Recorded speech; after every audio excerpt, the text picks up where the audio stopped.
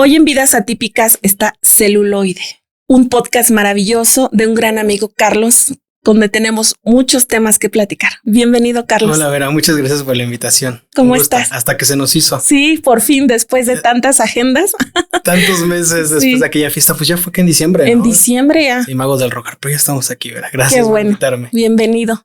Pues eres una persona súper culta en cuanto al cine. Y yo también amo el cine. Mi película favorita es Gladiador, ¿no? Pero ¿qué hay más allá de las historias reales que a través de un libro se llevan a la pantalla? Creo que muchas veces también los cineastas, los guionistas, los productores tratan de llevar a la pantalla historias reales que muchas veces preferimos ignorar en la sociedad. En este caso, pues la discapacidad. ¿Qué hay en el guión de un cineasta cuando habla de discapacidad, de neurodivergencia? Sí, definitivamente. Creo que hay películas que sí generan una reflexión, o por lo menos intentan generar una reflexión. Digo, estas películas que me dejaste que son relacionadas con esos temas. Pues sí, hay algunas que no vi, entonces sí me sorprende el mensaje y muchas veces hay veces que nos acercamos a este tipo de temas desde la literatura, el periodismo, pero yo creo que el cine sí es definitivamente un área donde te mueve de diferente manera. Imagino que te ha pasado, ¿no? No es lo mismo ver una nota periodística o escucharlo voz a voz que de pronto ver un personaje porque te sientes muy cercano a él, ¿no? El famoso héroe de la película, cómo te sientes encarnado un poco por él, ¿no? Sientes que estás en los zapatos de él, a pesar de que, pues como las películas que me dejaste, no son, yo no soy mamá, por ejemplo, o tipo, no tengo una discapacidad, pero te sientes bien cercano a cada uno de ellos. Entonces, creo que son ese acercamiento a sentirte más empático, tal vez. Sí, pero creo que más allá también es el hecho de que no solamente las redes sociales o un libro te pueden llevar a... Es el hecho de que a través de la pantalla, esas 2 horas o a veces hasta 3 sentados en una butaca, podemos llegar a comprender o meternos en el personaje, ¿no? El ver la fotografía, los efectos especiales. A mí me llama mucho la atención el guión, ¿no? Soy fanática de un buen guión, de una buena fotografía, ¿no? Hay una película que se llama Orgullo y Prejuicio que creo que es mi preferida porque está sumamente cuidada la época. Pero aquí en este rubro hablemos de Arta, una película que habla de una madre cuidadora a donde pasa por mucho, está sobrepasada. ¿Qué opinión te da Arta? Golpea, es una película que sí te golpea, ¿no?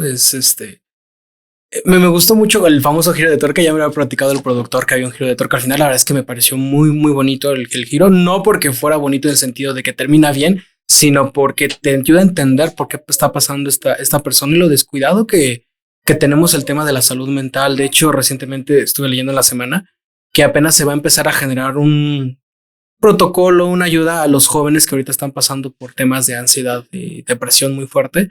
Estoy hablando a nivel de Ciudad de México, cosa que se ha desatendido ya hace un buen rato. Entonces estamos en una época donde se ha aumentado precisamente los padecimientos, las psicopatologías de las personas. Y esta película habla de eso, ¿no? De que estamos en una época donde, al contrario, vemos como malos ciertas conductas que vemos en las personas. En este caso de una mamá que está conmocionada por un montón de cosas en un en específico. Digo, para no spoiler es exactamente qué pasa en la película y cómo va generando este camino y cómo pues es atacada, ¿no? Realmente no es atendida, muchos de los personajes no son empáticos, a excepción de un par. Ya ves que en el banco y la señora grande y de pronto un par, pero realmente es discriminada por esta situación y nadie se para a decir realmente por qué está pasando, ¿no? Y creo que nos pasa en el día a día esta falta de empatía por las personas que están pasando por un momento complicado. Entonces yo creo que eso me gustó mucho el final. La verdad es que el giro de tuerca me conmocionó, igual que el personaje, por supuesto. Y pues también estos lugares de Estados Unidos en donde están pues estas personas arraigadas, ¿no? Que están como desplazadas. Ves que estos departamentos en donde están súper juntitos, ya ves que la música, la hija cómo utiliza los audífonos, me gustó mucho cómo está recreado, porque normalmente nos presentan a nivel Hollywood de esta parte del sueño americano y aquí es como este golpe de realidad. Así es como realmente en este caso las personas de color todavía también sufren discriminación, cosa que pues hoy en día ya no se debería de dar, pero parece que los años no han hecho justicia a todas estas luchas sociales que ha habido durante este tiempo. Entonces, pues es golpeadora y pues te ayuda a entender también un poco por lo que pasan las mamás, ¿no? Este tema de, pues muchas veces, casi la mayoría de veces son mamás solteras. Entonces, mamás cuidadoras que se tienen que enfrentar a mil cosas y sobre todo siendo mamás solteras, porque dentro de la discapacidad o la neurodivergencia, cuando tienes un compañero que te ayuda, te apoya y viven el día a día en equipo, es mucho más fácil. Pero cuando eres una madre cuidadora de una niña con una condición, en este caso era un padecimiento crónico de la niña, y ella estaba rebasada siendo mamá soltera, sacando todos los gastos, pero aparte la falta de red de apoyo por parte de ella, ¿no? Que hasta la misma familia la juzga, ¿no? No te apoyó y aparte te criticó, te juzgó. Me siento con el derecho de hacerte sentir súper mal, ¿no? Y si eso lo obtiene de la familia, pues mucho más con la sociedad que la rodea, ¿no? Cuando ella pide su cheque porque necesita el cheque para que su niña pueda almorzar, el decir, mami, es que no me quisieron dar almuerzo, esa angustia de decir, ¿por qué no va a almorzar mi hija si yo ya lo trabajé? ¿No? Y tan fácil que se le hace al patrón decirle, pues no te voy a pagar tu cheque y te vas. Y tiene encima a la arrendataria, ¿no? Quiero mi renta y no tiene para el medicamento. Entonces, esa es la realidad, es la bruta realidad que viven las madres cuidadoras hoy por hoy en la discapacidad. Se lleva a la pantalla, yo te puedo decir que lloré mucho. Yo la vi anunciada en Netflix, dije, la voy a ver, porque había mucha controversia en redes y dije, voy a verla. Yo tengo la fortuna de tener un compañero, de tener un equipo, que somos un equipo de 3, mi esposo, mi hijo y yo, y tengo un compañero, pero vivo cosas en la vida real que ella vivió, sin redes de apoyo, estar desesperada porque no me puedo sentir mal o tengo que ir con fiebre a las terapias de mi hijo o que no tengo dinero para la gasolina de ir a las terapias, a Teletón. El medicamento que es caro. El medicamento. Y mi hijo está medicado, pero afortunadamente tiene el IMSS, pero a veces que no hay citas en el IMSS y vete a formar desde las 5 de la mañana cuando con su autismo no es tolerante a las filas, ¿no? Entonces realmente esta película nos habla un golpe brutal de realidad y que yo quisiera que las personas la vieran y se pusieran a pensar en todas las madres solteras de niños con discapacidad que necesitan de su empatía. Sí, y que normalmente son el género femenino que en este común denominador, ¿no? Porque no hay tanto el papá que esté con el hijo neurodivergente o la hija neurodivergente y esté la ausencia de la mamá. Normalmente sí recae socialmente. Estamos hablando de que ahí el tejido está pues roto, ¿no? En donde, ¿por qué se da más en la figura femenina y está esta ausencia del padre, ¿no? Y también la ausencia de programas, porque vemos aquí pues que pues no hay un programa, por ejemplo, este personaje en donde le ayuden pues para el tema de la comida, que eso debería o de ser un derecho humano, el tema de los medicamentos, de la salud, qué cosa que tú te imaginarías que en Estados Unidos está resuelto, ¿no? Nosotros tenemos como por lo que nos llega, ¿no? Las noticias de redes sociales como mencionas, TikTok, Facebook, Instagram, pero no, realmente creo que la diferencia entre Estados Unidos y también lo que es México y el mundo contemporáneo es muy parecido. Hay un desconocimiento de pues precisamente de lo que es ser una persona neurodivergente y que no te atienden. Otra vez a lo mismo, el tema de la salud, cómo no hay un lugar para el que puedas llegar y pedir apoyo, ¿no? No hay una estructura y pues hablemos aquí de nuestro país, que no hay una estructura para poder apoyar. ¿Cuántos hemos visto el tema de suicidios, de personas que realmente tienen un nivel de conmoción? Por ejemplo, no sé si escuchaste al famoso Fofo Márquez que atacó a una persona y ahorita está en la cárcel. No sé si sabías, pero él es neurodivergente. Él tiene TDAH. Tiene TDA y de hecho él cuando empezó el tema de sus videos dejó de tomar su metilfeinato, él estaba medicado. Entonces una persona deja, más allá de que sea peligrosa ante la sociedad, es un peligro para sí misma. Corre el riesgo de pues un acto suicida, por ejemplo, puede tener un acto de arranques, conmociones. Entonces eso de como sociedad nos debería de preocupar en general, pero pues vemos que no, y pues aquí vemos el claro ejemplo en esta película cómo lo refleja pues esta mujer cómo sufre la conmoción y a partir de ahí se genera la historia. Otra vez entrando ya temas de la película, me gustó mucho cómo va llevando estos acontecimientos y fíjate que yo a pesar de ver mucho cine no me di cuenta, no la vi llegar, como que medio decía, siento que va por aquí, va para allá, pero sí me sorprende esa parte. De hecho, la película está dirigida por una mujer. Está dirigida por una mujer, ya ha hecho más películas de corte independiente como esta. Y pues me gustó mucho cómo fue llevándola cada una de estas partes. Y qué actriz, creo que estuvo nominada al Oscar, puedo equivocarme, medio estuve investigando en su momento porque tiene un rato que la vi. Y sí, definitivamente creo que lo mejor de la película es cómo ella lo va llevando. Híjole, vas viendo cómo el personaje se va quebrando cada vez más, que no sabe qué hacer. De pronto tiene estos matices en donde ya acuerdas que le hablan por teléfono, sí. Y dice, yo también soy mamá, a ver, tranquila, yo empiezo a negociar porque ves que ellos están afuera. Uh-huh. Entonces esa parte del negociamiento baja sus barreras en ciertos momentos y se muestra vulnerable y la persona que es el personaje. No te va contando en un principio en sí quién es, sino más bien yo creo que más bien se va desglosando durante las llamadas y cómo va platicando con las personas que están en el banco precisamente. Entonces eso, como tú mencionas, la parte del guión de cómo te va mostrando el personaje me gustó mucho. Sí, me encantó el guión, muy pegado a la realidad. Ahorita, actualmente, un productor está haciendo algo relacionado a autismo, no puedo hablar sobre eso, y me ha pedido asesoría en cuanto al comportamiento autista, ¿no? Uh-huh. Y les he dicho, es que es súper importante que visibilicen realmente las estereotipias, y porque la gente está confundida que el autismo es únicamente esa palabra errónea y ese desconocimiento que tiene la gente de que es que viven en su mundo. Uh-huh. Eso es totalmente mentira. Ellos no viven en su mundo, viven en el nuestro. Y en el nuestro viven estereotipias, gritos, desbalance emocional, desbalance sensorial. Entonces, y fíjate que es bien difícil que en una producción mexicana quieran abarcar el tema uh-huh. desde el fondo, desde la raíz. Y aquí en Arta estamos viendo completamente la realidad de la mamá. Y tan es así que cuando ella es empática en el banco con las personas uh-huh. enfermas y de la tercera edad, ahí está demostrando quién es ella. Ella es una buena mujer. Ella solamente quería cobrar su cheque. Uh-huh. ¿No has visto la película de Tarde de Perros? Con no. Al Pacino de Cindy Lumet. No. Es igual la película del robo de bancos. Ellos se meten a robar un banco, pero ahí justamente también entra el tabú porque uno de los dos asaltantes es homosexual. Entonces lo que él quiere es ese dinero para poder operar a su novio y poder pues irse prácticamente porque es en Nueva York. Entonces es como vamos a salirnos de todo esto y también por llamadas. Considero que está muy inspirada en Tarde de Perros, pero es este tema de cómo romper con esos, como tú mencionas, esos tabúes y meter otros temas. Y me pareció muy bien porque aparte tiene un toquecito de thriller, ¿no? O sea, ya independientemente del tema, sí es una película thriller porque pues entre que ella está en el banco, entre que están negociando, luego ves que llega otras instituciones, no recuerdo si después llega la CIA, el FBI, no, él es el FBI si no me equivoco, entonces empiezan como ahí a ver quién es el que va a llevar. ¿Quién es el poderoso? Sí, exacto. Para poder atacar a una sola mujer. Desde ahí te das cuenta cómo la sociedad estigmatiza a la mujer, uh-huh. estigmatiza a alguien que va a robar. ¿Cuántas mujeres, cuántas mamás están presas porque robaron una lata de leche y un paquete de pañales en el supermercado?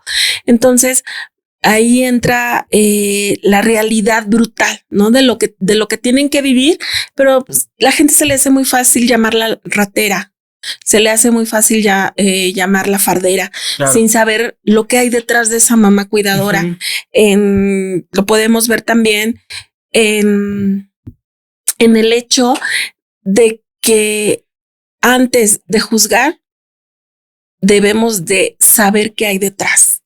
Y nadie nos ponemos a pensar qué hay detrás de una mujer que necesitó robar una lata de leche uh-huh. y un paquete de pañales en un supermercado, ¿no? Sí. Y que pasan infiernos terribles en prisión cuando dicen es que nadie me otorgó el perdón o no tuve para un abogado.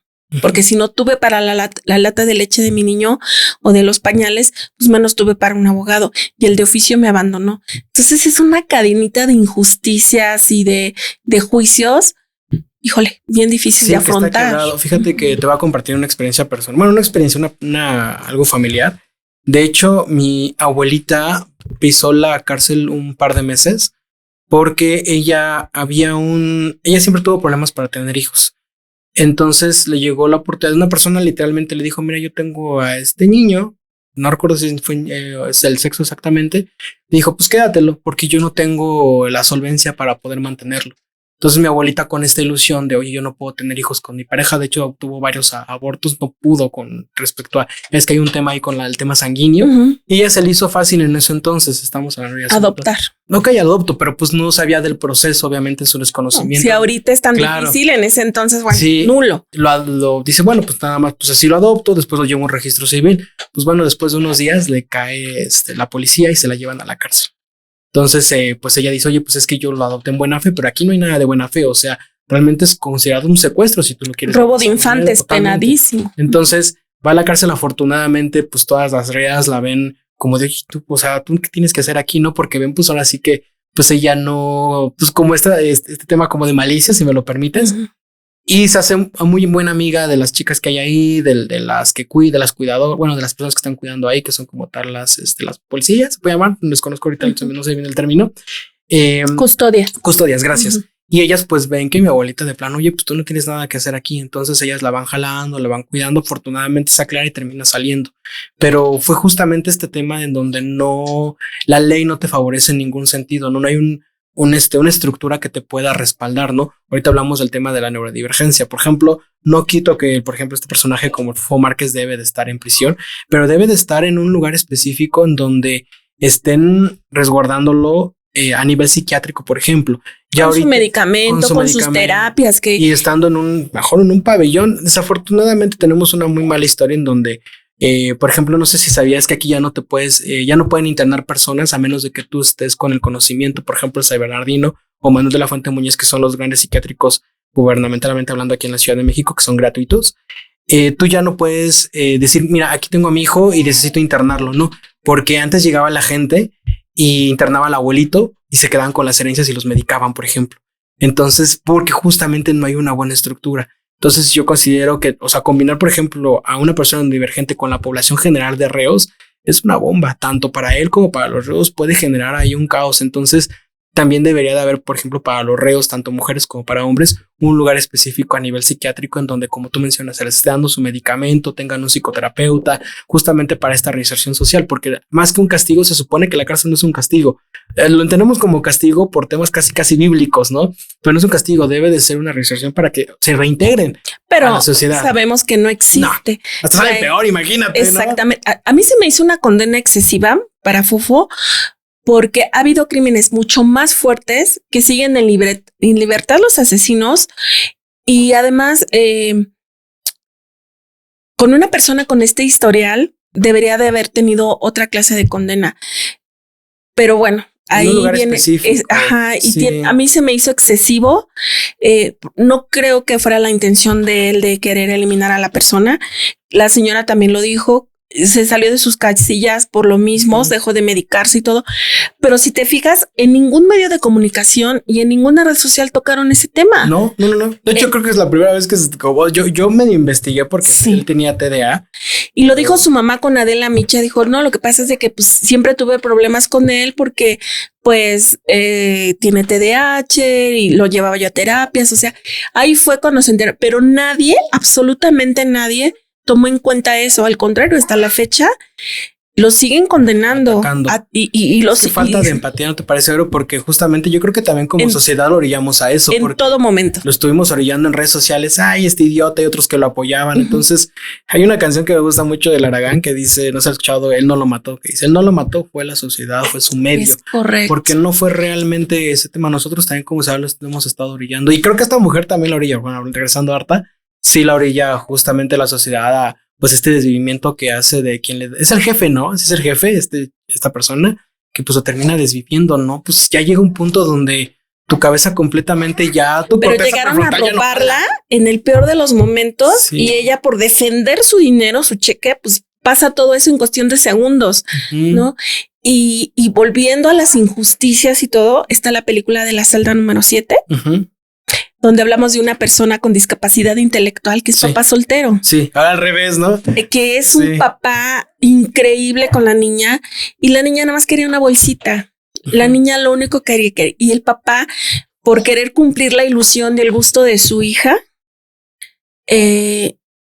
trata de comprarla cuando la hija de un poderoso también quería la bolsita. Sí, ahí, ¿qué tal las actuaciones? Ahí me gustó mucho. Híjole, no, también lloré tanto, se me hizo tan injusto. Sí. Ahí venimos nuevamente a la injusticia, ¿no? ¿Cómo los juicios sociales pueden perjudicar tanto a un ser humano? ¿Cuánto los juicios sociales pueden llevar a una persona al acabose? Uh-huh.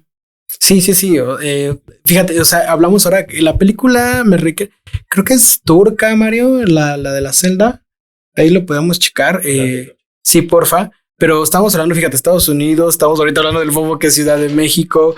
O sea, cómo saltamos de un lugar regionalmente muy distinto entre otro y sigue siendo... Y se vive exactamente lo mismo, la falta de empatía, la falta de inclusión, el hecho de... Inclusión, claro, creo que esa es una buena palabra que creo que, discúlpame que te interrumpa, Vero, que en el tema de la neurodivergencia se utiliza poco. Y creo que muchas veces ya hablamos del LGBTQ, cómo se pelea, y hablamos de que las personas no binarias, y yo digo, oye, los que realmente están pidiendo gritos de inclusión son la gente neurodivergente, ellos son los que van a ser incluidos, porque obviamente al nivel como captan, como tú mencionabas, lo sensorial, pues ahí realmente el mundo no está construido para personas neurodivergentes. De hecho, que bueno, apenas hubo una marcha, no sé si fuiste, de la neurodivergencia aquí en la Ciudad de México, creo que tiene como unas 3 semanas, y me dio mucho gusto, porque creo que es algo que no, por ejemplo, en las escuelas, ahorita que yo estoy empezando con los niños como terapeuta, veo que las escuelas no tienen conocimiento los maestros de cómo tratar a una persona neurodivergente. ¡Cállate! Sí. Es de Corea del Sur, Turquía. Es una coproducción seguramente, ¿no? Pero ve, o sea, cómo estamos hablando de cómo no hay precisamente esa inclusión y estamos hablando de lugares totalmente diferentes, otras culturas. Y fíjate que en Corea, siendo el país tan avanzado que tenemos en cuanto a terapias y todo, hay una serie, Carlos, que se llama Gu Yang-gu, una abogada extraordinaria. También está en Netflix, no sé si la has visto. Habla de una niña extraordinaria que llega a ser abogada siendo autista. A su papá se la diagnostican con autismo a los 5 años de edad, o sea, ya muy tardío, porque pues la edad correcta o idónea para diagnosticar el autismo es entre el 1 año y medio y 2 años y medio. Pues él hasta los 5 años se dio cuenta que su niña era autista, pero es un autista sobresaliente, que también es un estigma muy pesado para los autistas, porque la gente dice, es que son muy inteligentes, y es un estigma que ellos muchas veces llevan con pensar, porque no es así el autismo. Sí. Es una parte de la población autista que es minoría los que son sobresalientes. Sí, el lenguaje es bien importante porque, por ejemplo, hoy se utiliza mucho, más en el tema que en el autismo, que es un superpoder, y yo digo, no lo romanticemos. Sí, porque es correcto. Ok, o sea, sí entiendo yo también, yo como TDA, que justo tenemos habilidades como esto, la comunicación se nos facilita, nos adaptamos muy fácilmente. Pero a ver, nadie habla de los picos de depresión que tenemos, la ausencia de dopaminérgica que llega a tener este tipo de cerebros, el no funcionamiento de la corteza prefrontal, ¿sabes? O sea, la desregulación emocional que necesitamos echar mano muchas veces de medicamentos inhibidores, ¿no? Así es. Entonces, sí no se debe de romantizar, pero bueno, también como tú dices, yo no sabía que los niños accederan tan temprano. Sí, bueno, es la edad idónea, lo mucho poquito que yo sé hasta el día de hoy de autismo, porque soy la orgullosa mamá de un niño autista, es la edad perfecta, ¿no? De poder diagnosticar a un niño con autismo. Sin embargo, porque no tenemos los expertos neurociencias, en neurociencias que necesitamos, los diagnósticos son tardíos. Te puedo platicar de historias que se los diagnosticaron a los 9, 10, 11, 15 años. O luego se equivoco, ahorita estamos en la era del sobre diagnóstico. Ajá, o sea, enmascaramiento también, de que por eso también no hay diagnósticos afortunados o exactos por el enmascaramiento, o que confunden las conductas. Sí. Pero finalmente el hecho es de que no tenemos la ayuda ni por parte de los especialistas ni de la sociedad para poder salir adelante en esto. Estamos hablando de Turquía, en donde con más conservador todavía, ¿no? Porque es un pueblo, si no me equivoco, también musulmán en parte. Entonces, pues, imagínate. Esa diferencia entre Corea del Sur y Corea del Norte, ¿no? Y que si eres desertor de Corea, porque ahí los regímenes son sumamente estrictos. Y dentro de esos regímenes tan estrictos en otros países, pues también los llevan a que no tengan los especialistas adecuados, a que el gobierno no le ponga atención a las personas con discapacidad, una neurodivergencia, que es lo que se ve completamente en la celda número 7. Sí, de este personaje masculino y yo creo que, a ver, yo estoy pensando realmente que a mí me parece más una parálisis cerebral que otra cosa. Sí. Más que neurodivergencia. No. Aunque no podría... Discapacidad intelectual. Aunque no me descartaría que también tenga algo de neurodivergencia. Lo que pasa es que tú sabes que la neurodivergencia no se ve en fotos como tal, en estudios. O sea, eso viene más bien al diagnóstico del comportamiento de la persona. Podría haber de pronto se ha experimentado con pruebas con la sensibilidad, pero eso no es estrictamente de una personita con neurodivergencia o una persona con neurodivergencia. Pero justo no quita el hecho de que hay una injusticia en este tipo de personas, ¿no? Que como luego, no, pues sabes que se va a la cárcel. Y luego las condiciones de la cárcel que se da, que estamos hablando, que feo, ¿no? Casi parece un holocausto. Me gustó la película, me parece larga, pero me gustó, me recuerda mucho a La vida es bella, que ya sabes que es el papá, y esta parte me gusta mucho que lo vean desde el punto de vista del papá, porque ya echándole ahora sí que una flor a la parte masculina, se habla también pero muy poco. Se habla más de las madres, que digo, totalmente de acuerdo en que se hable de las madres cuidadoras, pero se habla muy poquito de los padres cuidadores. Claro, son poquitos, o sea, tampoco sean muchos. Mira, si tú llegas a ver los episodios de Vidas Atípicas, yo enaltezco mucho a los papás, ¿sabes? Porque también la sociedad tiene muy estigmatizado a los papás. Es que el papá no cuida, es que el papá no da, es que el papá abandona, es que el papá... Pero no es cierto. Hay papás cuidadores extraordinarios.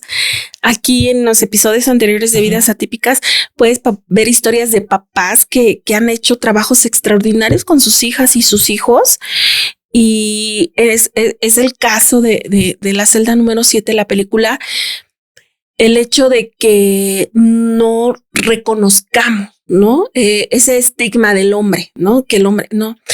Yo me hice activista por ser madre cuidadora, por ver las injusticias por las madres cuidadoras, pero hoy por hoy también defiendo a los hombres y soy mamá de un hombre y veo que las leyes hoy por hoy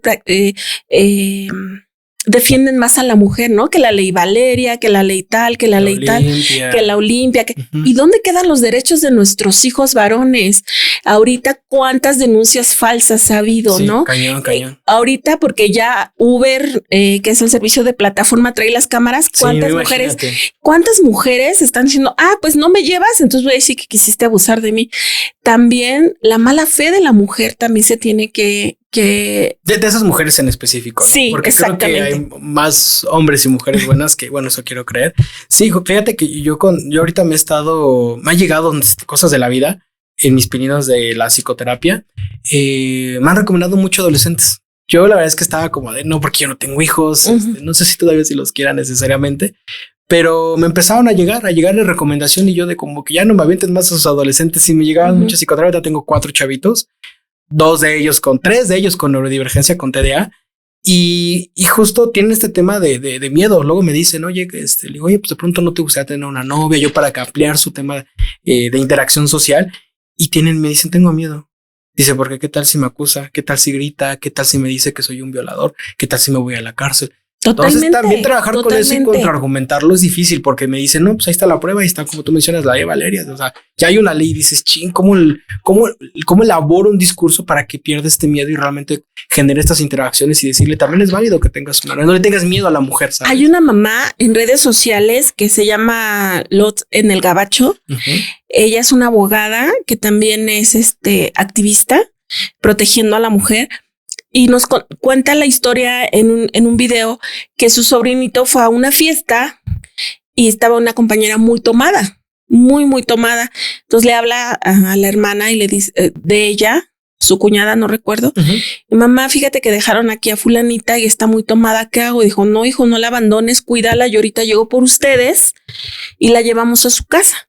Porque no, cuídala por favor ahí, ahorita yo llego por ustedes. La mamá y el niño llevan a la niña a su casa y los denunciaron, que porque no sabían si ellos la habían drogado, o sea, después de haber tenido el cuidado de esa niña, pues entonces es una indignación total de que las personas sean tan malas, ¿sabes?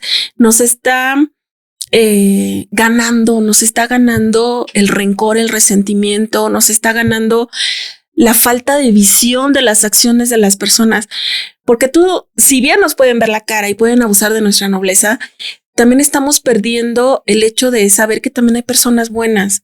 Entonces, lejos de agradecer y decir, me trajeron a mi niña, la mamá fue por ellos, me la trajo la mamá, acusar a un chiquito de 16 años se me hizo tan injusto y tan cruel. Sí, eso es maldad. Eso es una maldad total, que es la maldad que vemos en la celda número 7, que vemos en Arta por medio del patrón, esa hazaña con la que tratan, los reos, ¿no? Con los que conviven. La hazaña con la que tratan a las personas, ¿no?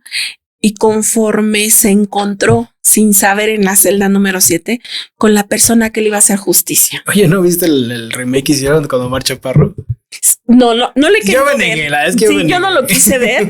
No lo quise ver porque es tan buena la producción turca que no lo quise ver. Sí. No lo quise ver.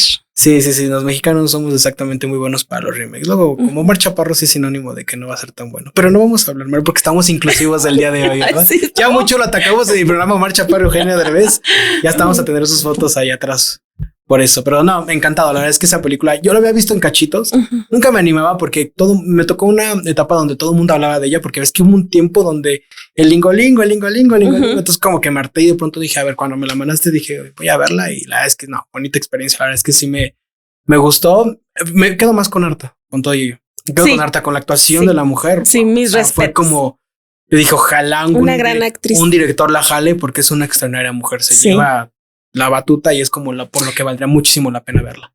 Te comentaba de que mi película favorita y que creo que he visto más de 100 veces y no me canso, yo creo que llego y la vuelvo a ver, Gladiador. Sí, ¿no? Maravillosa, sí. El guión, la historia, la fotografía y todo. Me acuerdo que una vez una clienta me pregunta, ¿por qué te gusta tanto esa película? Y le dije, me encanta cuando el César le dice a su hijo, tus errores como hijo son mis fracasos como padre. Porque muchas veces el maltrato a los hijos o el querer hacer menos a nuestros hijos, no nos damos cuenta que a nosotros nos hizo falta algo a donde nuestros hijos no están respondiendo. Que también hay sus excepciones y que también hay, una amiga alguna vez me dijo, yo le he dado a mis hijos principios y valores, pero pues a veces ellos siendo adultos se les olvida lo que yo les enseñé, ¿no? Pero esa parte, cuando escuché al César, tus errores como hijo son mis fracasos, como me atrapó. Yo dije, esta película va a estar porque es el inicio de la película y cómo mata a su padre, ¿no? Después de esa frase, el hijo mata al padre y se viene y se desencadena una serie de injusticias y de coraje porque una sola persona decidió cambiar la historia y el bueno pues tiene que subsistir para finalmente hacer lo justo. ¿No viste la 2? No he querido tampoco. Está buena. ¿Sí? Pero digo, no al nivel, lo bueno que repite el director. Ridley Scott todavía está vivo, ya está viejito, pero se ha hecho la 2. Demasiado CGI y demás, pero sigue la historia del chavito. Y ahí, fíjate que años después se estrena Una mente brillante. Y Russell Crowe también. Y viene siendo el mismo actor y nominado al Oscar, Russell Crowe. Que no ganó, No recuerdo exactamente con quién pudo haber estado nominado. A ver si el productor nos ayuda, ¿verdad? A ver con quién estuvo nominado ese año Russell Crowe. Creo que perdió con Danny Day-Lewis, si no me equivoco. Podré equivocarme. Pero sí, como dices, o sea, al hilo, o sea, es como, wow, o sea, magnífico, sí. Sí, entonces dije también, empieza la trama. Hablábamos de los autistas sobresalientes y el estigma que se les da. En este caso, aquí, John Nash, premio Nobel, era un hombre sumamente autista, nunca diagnosticado, pero finalmente autista. Sí, totalmente de acuerdo. Sobresaliente, genio. Y también las personas sobresalientes genios necesitan terapia para saber enfocar su inteligencia, algo que si ahorita nos está costando, imagínate en esos años, ¿no? Entonces él nunca se dio cuenta y alguna vez leí que la inteligencia sobresaturada cae en la locura. Sí. Einstein, Beethoven, Salvador Dalí. Hombres con neurodivergencias que han sido tan extraordinarios que no supieron enfocar su inteligencia y tenieron rasgos de locura. Fue el caso de él. Entonces, Russell Crowe sí ganó, Sí. pero por Una mente. Sí, Una mente brillante. Sí, cierto, ganó por Una mente brillante. Más y por Gladiador. No, por Gladiador, no, en una de esas ¿No? perdió. Entonces perdió con Gladiador y ganó con Una mente. Russell, Una mente brillante. No, fue extraordinaria la actuación de Russell Crowe, la trama.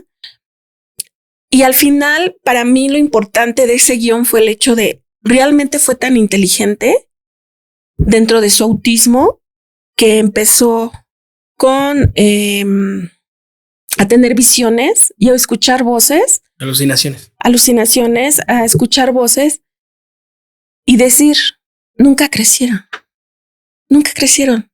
Realmente es mi mente el que lo está generando.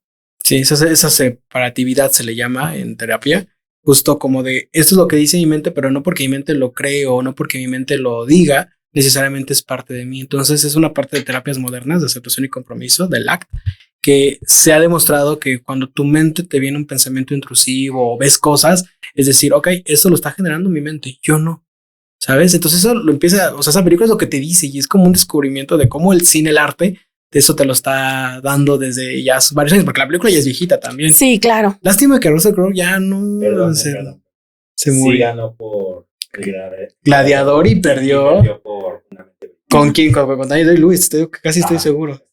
¿Ya ves? Mira, me acordé, me quiere chavaquear el productor. Ya no hizo nada después el Russell Crowe, como que ya hizo puro churro. ¿Qué? Ahí viene la falta de humildad del ser humano. Russell Crowe ha sido un actor tan maravilloso que se subió en su tabique y ¿viste recientemente que estuvo de grosero en unos autógrafos? ¿No viste un TikTok ahí que a ver, cállense? Es que siempre fue así. Antes de Gladiador era un ser humano extraordinario, humilde, empático. Después de Gladiador perdió el piso por completo. Y ahí está que somos energía, la ley de atracción, ¿no? Se cayó, churrazo por completo. Trataba muy mal a la gente lo adoraba, se le acercaba, los minimizaba, les hacía groserías súper feas. Entonces la gente se alejó y él mismo, sintiéndose superior por esas producciones, pues acabó con su carrera. Creo que la importancia del éxito es nunca perder la humildad. Nunca debemos, si el Hijo de Dios, si Jesús anduvo en guaraches con una ropa muy discreta, hablando sobre la palabra de su Padre, de lo que quería Dios que fuéramos para Él, ¿por qué nos vamos a sentir superiores nosotros que nadie? Entonces, la importancia de saber manejar el éxito y seguir siendo humildes. Eso es bien importante y eso es lo que le faltó a Russell Crowe, humildad. Sí, totalmente. Digo, qué lástima porque sí, al hilo se aventó. No sé si fueron del mismo año. Yo creo que pasaron 1 o 2 o 3, si acaso, de entre una y otra película. Y fíjate que tiene una similitud en estructura con Arta, porque no te dicen hasta el final precisamente el padecimiento, ya te dicen estas personas que él ve no existen, ¿no? Que es parte que parecía esquizofrenia. Sí. Y que también es eso, ¿no? Que hay un tabú bien grande que escuchas esquizofrenia y puta, ¿no? Le loco completamente. Y es algo que se da normalmente, se da más de lo que nosotros podemos. Yo lloré mucho cuando le dan las plumas, porque es el alto reconocimiento a una mente brillante. Y que a veces nosotros minimizamos, ¿no? Lo que yo vivo frecuentemente con mi hijo que es autista y que la gente minimiza lo que él siente, piensa o hace. Y yo que conozco perfecto a mi hijo, veo lo inteligente que es, que todo lo que escucha a su alrededor, él lo sabe perfecto. Y digo, va a llegar el momento en que mi hijo tenga el reconocimiento, ¿no? Que no por ser autista y tenga una discapacidad, pierde valor, ¿no? Como ser humano, como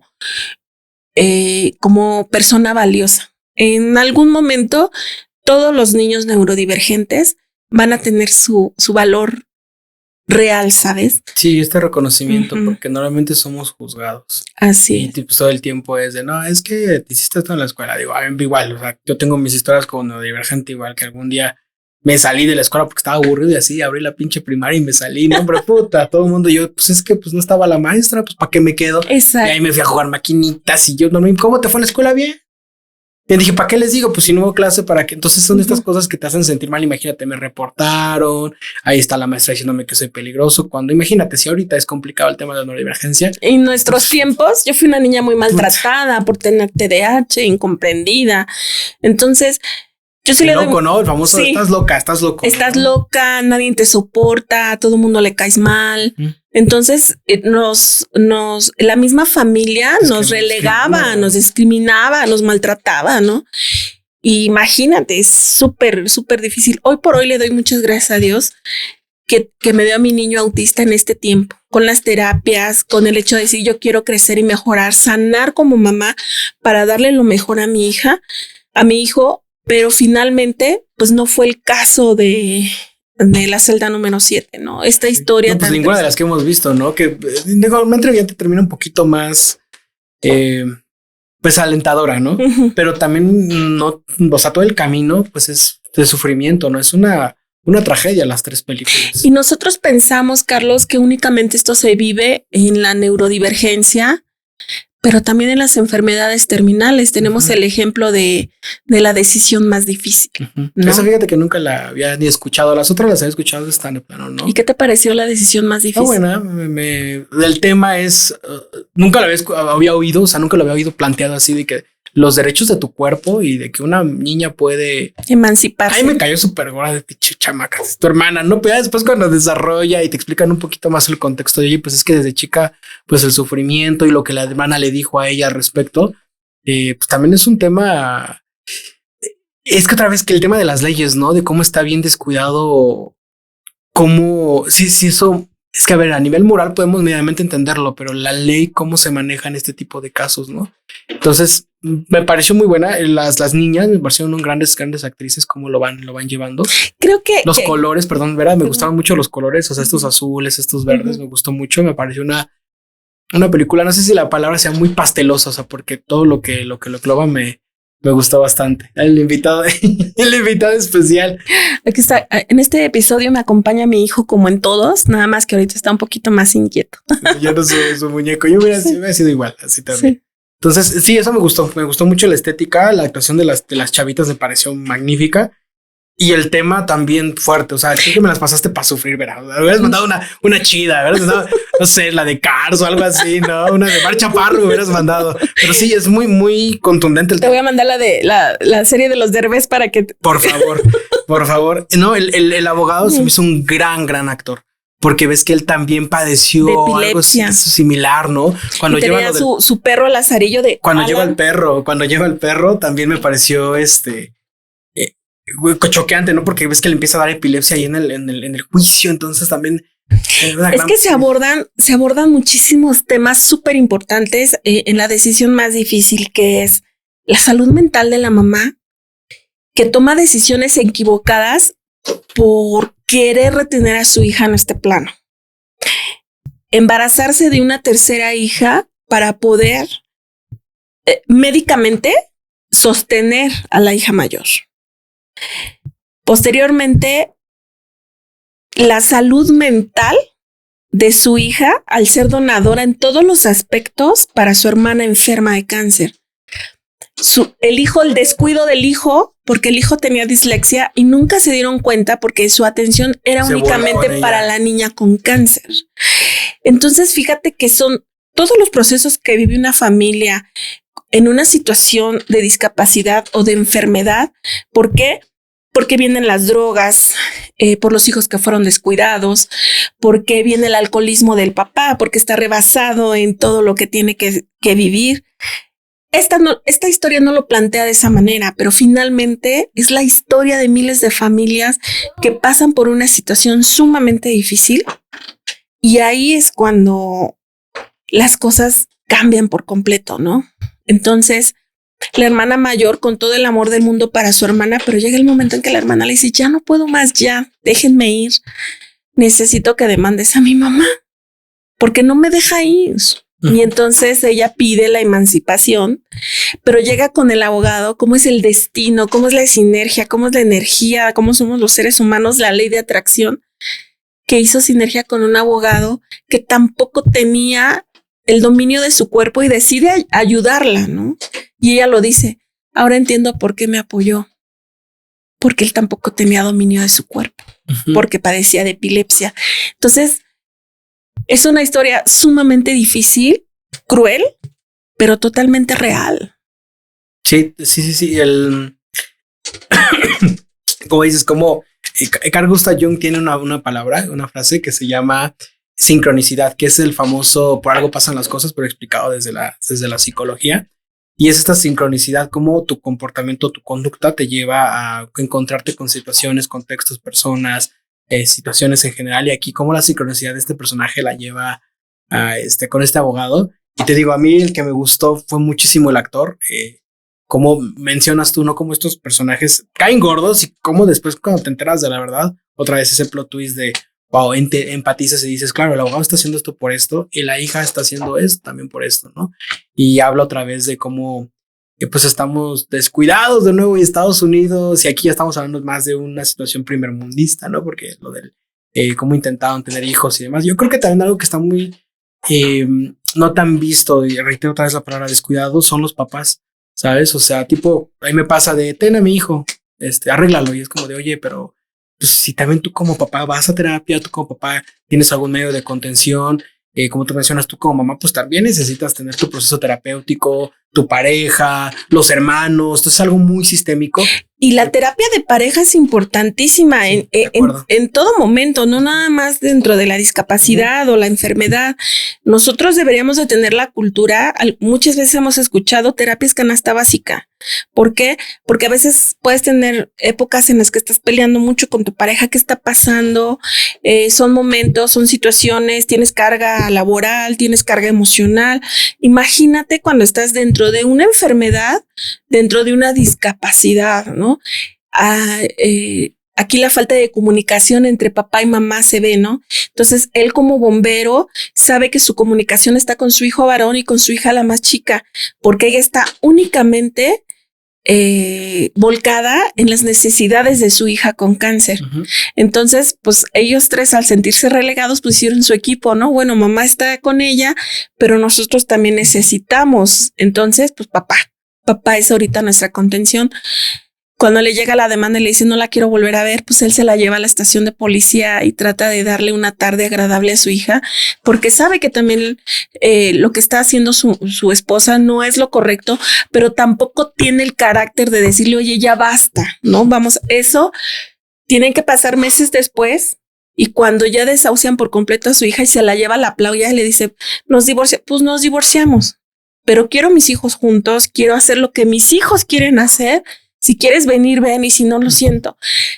Que siempre el hombre como que es un poquito más coherente que nosotras las mujeres, ¿no? Nosotras somos más sentimentales, más viscerales, ustedes son más mentales, ustedes son más prácticos, que es lo que a nosotras nos falta, ¿no? Que por nuestra configuración. No, es que a nivel hormonal sí así. Es diferente, o sea, de que ustedes tienen un tema ahí hormonal diferente, sí, o sea, nosotros sí tenemos la andropausia y demás, los niveles de testosterona a veces son más altos, más bajos, pero a ver, nosotros no lidiamos con una menstruación cada mes, o sea, nosotros tenemos tema hormonal, pero que te gusta 2-3 veces al año, fuertes, por supuesto, pero no es lo mismo, o sea, sí, por eso llegamos a ser un poquito más centrados. Y aquí el hecho de que ella quería que la dejaran partir, y es el caso también de Yo antes de ti, ¿no? Yo antes de ti, una película a donde él se sentía con la necesidad de partir, pero llega a su vida una mujer que aunque sí le hace ver la vida diferente, con su alegría, con sus locuras, con su torpeza, él está decidido porque él no quiere vivir así, después de ser tan activo, después de ser tan buen empresario, tener una vida maravillosa, por tener una vida privilegiada, terminar en esas condiciones. Por eso este episodio se lo dediqué a Samara Martínez, una chica periodista extraordinaria que tiene, no recuerdo si 4 o 5 enfermedades en su cuerpo, que ya médicamente le dijeron ya no hay nada más que hacer contigo, y ella está conectada a una máquina 12 horas al día. Entonces dice, no quiero terminar con tratamientos paliativos, no quiero terminar de esa manera me merezco una muerte digna, ¿no? Por eso ella hace su activismo y se enfrenta a la ley trasciende. Hoy por hoy ella está luchando por la ley trasciende. Entonces lo que vemos en Yo antes de ti. Sí, es la película favorita de mi mamá. Me negué mucho tiempo porque yo y mi mamá siempre chocamos en gustos. Ella es muy melosa. Entonces yo la veía llorando y es que porque él no se quedó con él. Fíjate, me tomé la libertad de leer el libro para ver cuál era como el contraste. No sé si sabías, pero ella ves que se viste de una manera muy infantil. Las famosas medias de abejita. De abejita y demás, pero algo que no dice la película, que me parece un error, digo, entiendo a niveles de producción y hollywoodenses que pudo haber vendido menos, pero ella fue abusada de chica. Entonces no sé si sepas que cuando tú eres solo por un abuso, los neurotransmisores, el desarrollo del cerebro se queda estancado en ciertas partes de tu vida, de tu cerebro, literalmente, fisiológicamente. Entonces ella pues obviamente se queda con esta parte de sigo siendo niña y esta es una manera de seguir como reflejando eso, que sigo estancada ahí, ¿no? Entonces también va mucho en contraste de que ella está luchando también con este tema traumático, a la par de que tiene que ahora confrontar el hecho de que este personaje pues se empieza a generar un vínculo y ahora él decide desvivirse, ¿no? Esa es como la incógnita, ¿no? De si decido desvivirme o me quedo aquí con esta persona. Y pues hablábamos apenas de la chica colombiana, que ves que también una persona, no recuerdo el nombre, que decidió desvivirse y que afortunadamente se fue creo que a otro lado y pudieron hacerlo, ¿no? Entonces creo que es algo también por lo cual se ha peleado y considero que es un acto totalmente, debería de ser un derecho humano también decidir sobre ti mismo, ¿no?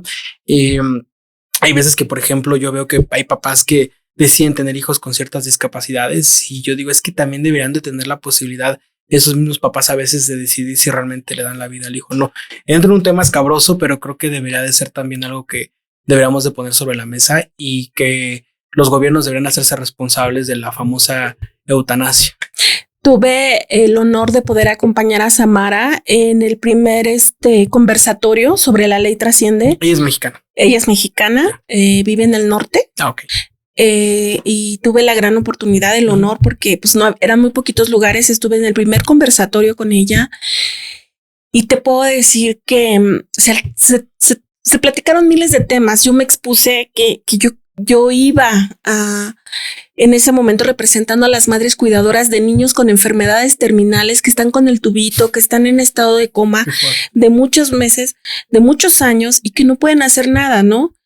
Yo soy una madre que perdió a mi hijo por suicidio, entonces la salud mental que vivía mi hijo detrás de, que tuvo que sufrir mi hijo detrás de para tomar esa decisión. Entonces, el hecho de estar ahí también era como un homenaje a mi hijo, de también ayudar a esas personas que mentalmente ya no pueden con la vida porque es tanta su depresión que cómo los podemos ayudar. El malestar. El malestar, lo que siente. ¿Por qué llegar a esa decisión? Entonces, el estar ahí con Samara fue el hecho de decir, yo te apoyo y quiero que todos tengamos derecho a una muerte digna, como nosotros decidamos terminar. Yo hoy por hoy necesito vivir más y como mejor y hago ejercicio y tengo una alimentación sana porque soy mamá de un niño autista. Y yo le he dicho a Dios, yo ya estoy lista para irme y ver a mis hijos. Pero tengo un niño chiquito de 9 años que es autista y todavía me necesita. Entonces yo tengo que poner lo mejor de mí para que hoy por hoy le dure más a mi hijo con discapacidad. Pero ¿qué va a ser de mi hijo cuando yo no esté?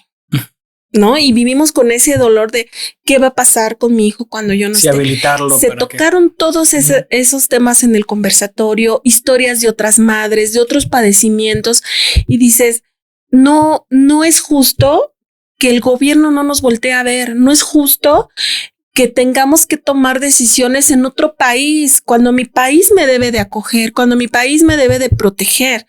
Y este es el caso de la lucha de Samara y fue el caso de la película de Yo antes de ti, porque él se tuvo que ir a otro lado, a que su decisión fuera respetada, porque a pesar de tener la vida privilegiada, a pesar de tener todo para poder llevar el amor y las cuestiones económicas para poder llevar su discapacidad, no lo quiso. Ahora que el gobierno y las autoridades se pongan a ver ¿Qué pasa por las personas que viven en cuartos de lámina de asbesto, en situaciones económicas súper precarias, que no tienen los recursos para poder llevar una enfermedad clínicamente digna, ¿no? Entonces, ¿por qué tener a un paciente en esas condiciones si no tengo ni las posibilidades económicas, ¿no? Para poderla sufragar, sacar adelante? Por eso creo que todos tenemos derecho a una muerte digna. Sí, de acuerdo. Y creo que aquí el mensaje, pues, por más que sea romántico, sí te quedas pensando de este debate, ¿no? De realmente el amor le debió haber alcanzado para que él decidiera quedarse o al final decidir desvivirse, ¿no? Creo que al final lo importante es que nos genera ese cuestionamiento a nosotros como sociedad y creo que es importantísimo. Entonces, pues, bonita película. La verdad es que digo, de las 3 creo que me quedo con Arta. Con Arta, sí. No, da 5, ¿no? Fueron 5. Fue con la que más lloré. Con Arta. Ha sido con la que más lloré. Con la Arta, actuación sí. me quedo con, o sea, si el reflejo de madre cuidadora, de todo lo difícil que se te presenta, la falta de redes de apoyo, todo lo que nos puede pasar dentro del cuidador, todo del cuidador. Creo que lloré muchísimo. De por sí soy muy llorona, pero sí, igual me quedo con Arta. Carlos, eres maravilloso. Muchísimas gracias por compartir celuloide con vidas atípicas. En verdad no lo esperaba hasta que se nos hizo. Y muchas gracias por tus conocimientos, por compartir, por decir, las voy a ver y vamos a platicar sobre eso. Para mí es bien importante también que las personas que ven vidas atípicas sepan que también buscamos que no solamente se vean las discapacidades y las neurodivergencias en vidas atípicas. Hay más podcasts como Caminar sin prisa, que también habla de la discapacidad. Hay películas que pueden hablar, que nos pueden dejar grandes mensajes. Entonces, muchísimas gracias por esta plática, Carlos. No, gracias a ti y por la lucha que haces. Yo como neurodivergente es muy admirable esto que estás haciendo. Si más adelante soy papá, tendré que agradecerte un poco al respecto bastante. Muchas gracias. Gracias por invitarme. Muchas gracias, Carlos. Bueno, pues este fue un episodio más de Vidas Atípicas. Muchas gracias. Madres valientes, guerreras de fe, dejen esperanza, aunque duela el ayer. Neurodivergencia es otra forma de brillar, diversidad que nos enseña a amar. No es carga, es amor profundo, es cambiar la mirada del mundo. Vidas atípicas, historias de verdad, semillas de empatía y humanidad.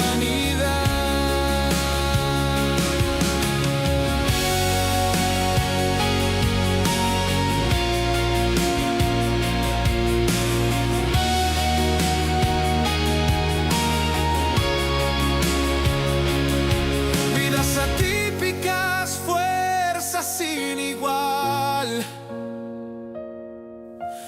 voces que transforman la realidad,